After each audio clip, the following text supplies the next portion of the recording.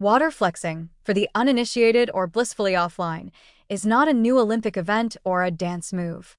It's the latest health-adjacent, science-light, dopamine-heavy trend that's flooded TikTok, both figuratively and literally. At its core, water flexing is the act of drinking comically oversized quantities of water, typically from bottles large enough to smuggle a toddler, all while documenting the journey as if you've unlocked the fountain of youth and inner peace simultaneously. It's wellness cosplay disguised as medical advice, and it's about as sustainable as drinking from a fire hose. The typical water flexer isn't just hydrated, they are aggressively, performatively, and spiritually hydrated. They carry around gallon jugs labeled with hourly encouragements like, "You're doing great," and "almost there," as if hydration is a treacherous expedition up Everest and not a bodily function most mammals figured out by instinct. These influencers will look you dead in the eye, mid-sip, and declare with cult-like certainty that their new 5-liter daily water intake is the reason they have clear skin, mental clarity, stable relationships, a healed inner child, and possibly a slightly less judgmental cat. Of course, none of this is backed by actual science. Yes, hydration is good, but so is moderation, common sense, and not trying to turn your bladder into a high-volume distillery. Drinking enough water to keep your pee the color of faint lemon tea? Sensible. Drinking until you're peeing every 25 minutes, charting it like a mad scientist, and shaming your less hydrated friends for their cloudy vibes. That's not health, that's a water cult. And like all cults, it comes with consequences. Physical, emotional, social, and let's be honest, logistical.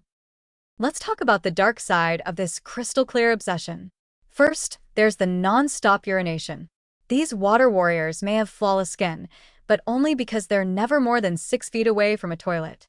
Their calendars are filled not with meetings or social plans, but with strategic bathroom mapping.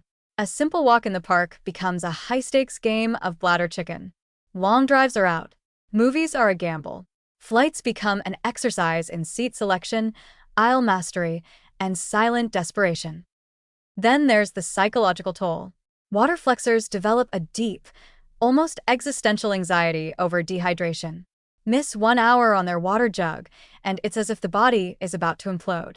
They start seeing every dry lip or slightly dim complexion as a personal failure. Was it because I only drank 3.8 liters yesterday? They whisper, eyes hollow with guilt. Forget the fact that their kidneys are already filing HR complaints.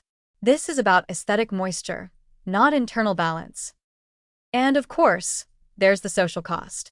Nothing ruins a hangout like the friend who has to pee again, or the one who pulls out a jug that sloshes like Poseidon's backpack in the middle of dinner. Water flexers will decline cocktails because alcohol dehydrates, yet spend the entire night talking about electrolytes and the healing properties of ionized water. Eventually, their friends stop inviting them. It's not personal. It's just no one wants to be on a group hike with someone who treats every shrub as a potential emergency urinal. There's also the expensive descent into hydration elitism. It starts with tap water, but quickly escalates to spring water from Icelandic glaciers harvested by free-range monks. Soon, your average water flexer is spending more on filtration devices than rent, and casually referring to TDS readings in conversation like a condescending aquatic sommelier. And don't even get them started on the pH scale. If your water isn't between 8.5 and 9.0, are you even alive? But the real irony?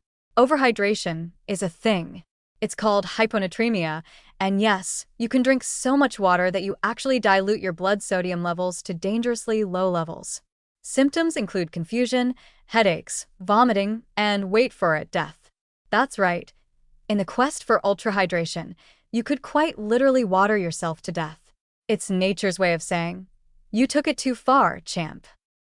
So while TikTok may be awash in glowing water gurus preaching from behind their 2-gallon motivational jugs, the rest of us might consider returning to the ancient tradition of drinking water when we're, thirsty. It worked for our ancestors, and they didn't even have apps to track their pee color. Final warning.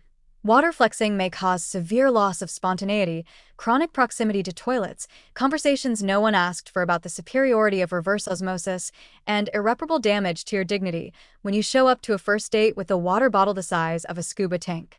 Drink responsibly, folks. Not everything that glitters is wellness. Sometimes it's just urine.